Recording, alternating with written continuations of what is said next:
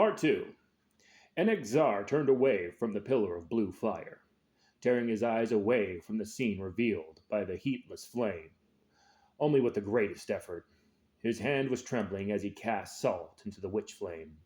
With a whoosh, the fire vanished, leaving behind only a wisp of foul smelling smoke, and the charred bones of the sacrifice from which it had flared into life. The blackened skull of the victim grinned at the sorcerer from the ashes. The hung mystic felt a tremor of fear run through him, reminded of the deathly helm of the warrior he had seen revealed in the fire. Despising the sensation, Enexar flicked his tattooed fingers at the skull. A burst of invisible force shattered it into dust. The sorcerer paced away from the circle of ash, disturbed by what his scrying had shown him. The stone walls of his sanctum threw back the echoes of his steps as he walked. Imps watched him from behind wooden shelves that lined the wall, cowering behind alembics and piles of musty scrolls. As their master passed, suckled upon the sorcerer's blood, they felt the anxiety and doubt that plagued his mind.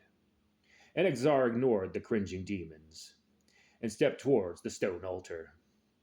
His painted hand waved through the air once more.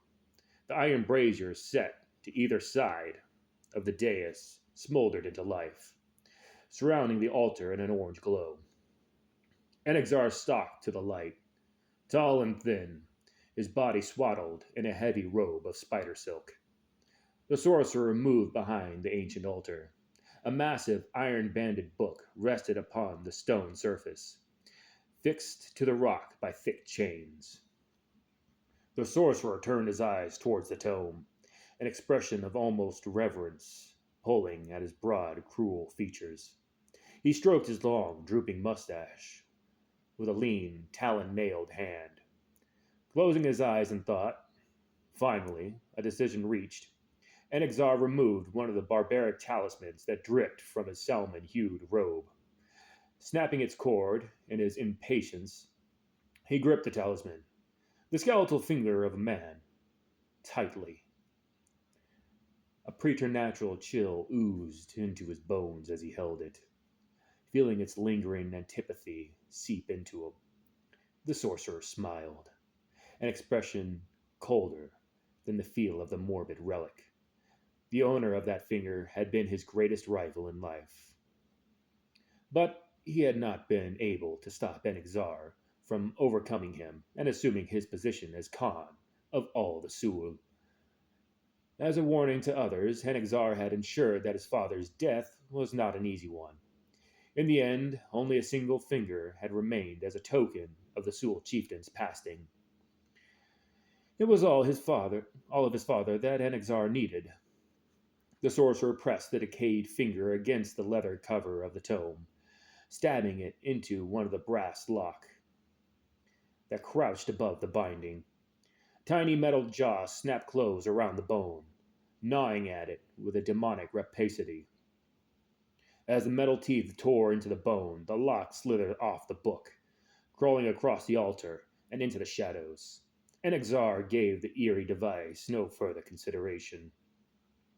His hand pulled back the heavy cover, chains rattling as it slapped against the stone altar.